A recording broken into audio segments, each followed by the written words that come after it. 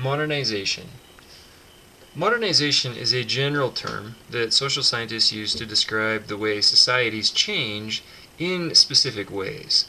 I put a little one here because there's another term, modernization theory, which has a lot of the same characteristics and ideas, but it's more specific and it's devoted to an area of globalization and the focus on developing nations.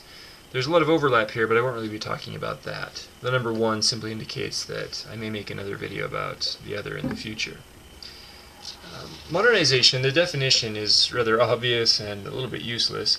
It simply states that modernization is the change in a society, the process by which a society changes to a more modern society. To really understand what that means, you can look at these other videos. This video, Modernization, is really meant to work together with these other four videos. Types of society, pre-modern, modern, and postmodern. The basic idea in all of these videos, in this concept, is that there are different kinds of societies that can be classified based on a particular set of characteristics. Some of the most important characteristics that define a society, and more importantly that influence the experience of a person within that society, are these: population size, living arrangements, the division of labor, technological development, diversity, social solidarity, and rationality.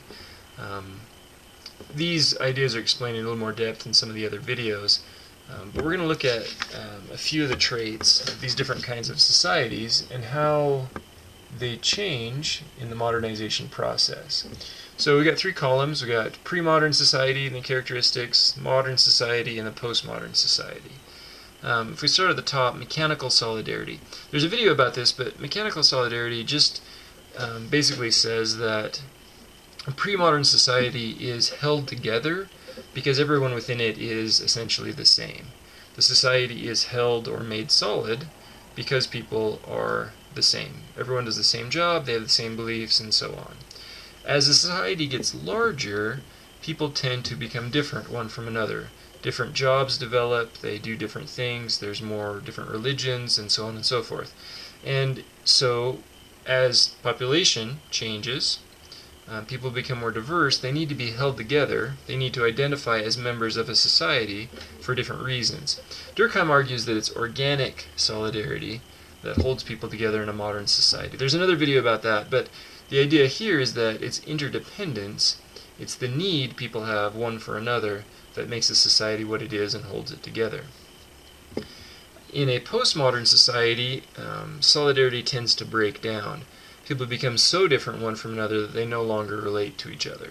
Postmodern societies are relatively new, and as social scientists we don't really know what's going to happen to them in the long run.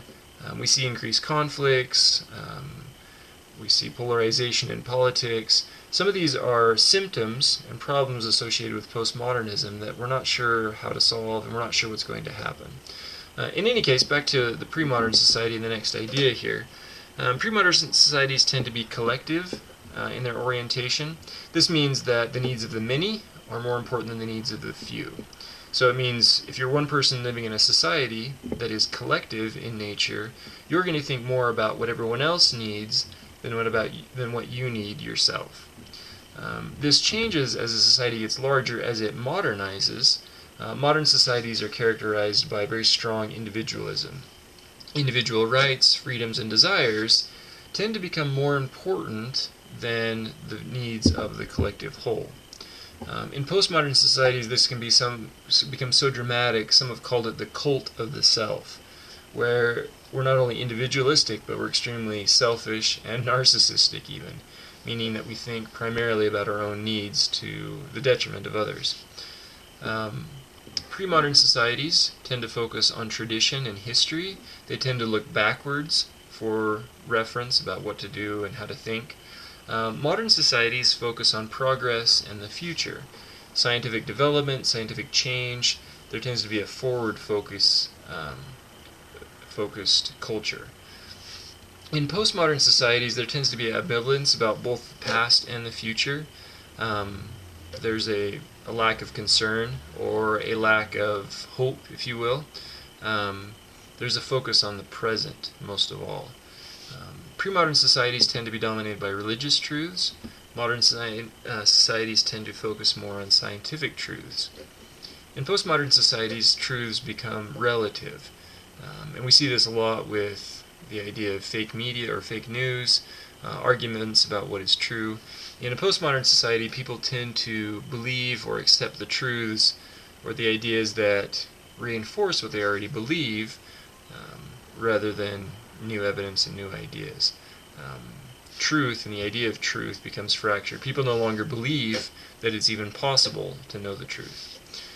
Pre-modern societies, the economy is dominated by usually hunter-gatherer type activities or agriculture.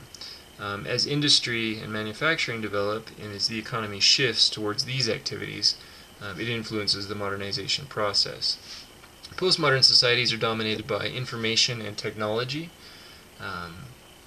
Things like the internet or news media and the development of technology, smartphones for example, dominate the postmodern economy. Right, this process, so as these things change, we can say that a society is modernizing. Now, I will say that modernization usually refers to this change here between pre-modern and modern societies. And this change, in Western European history, United States history, we really mark from about the 1500s. The Renaissance, the Enlightenment, this is the time period that really marked a change or the beginning of the shift from this kind of society to this kind. And it was that change that influenced the classical sociological theorists. Sociology really came about because of these changes in society. The postmodern shift, in my opinion, really began after World War II, so the 1950s, 60s, and particularly the 70s. I think the most important thing, this is my personal opinion, the most important item that really affected that change was the development of the television, and then of course eventually the computer and social media has really brought about the postmodern era. Okay, information and technology really made this shift. And contemporary sociological theorists, the first real dramatic theorists since the classical theorists, really got their start, if you will, or began trying to grapple with this shift. Anyway, modernization is simply the process by which a society changes from this kind of a thing into this kind of thing. And of course the experiences within of individuals and groups living within the societies change as well.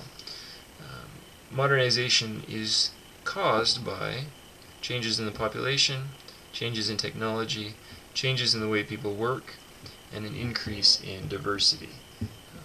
These are the primary characteristics, in my view, that mark the modernization process. Thanks for watching.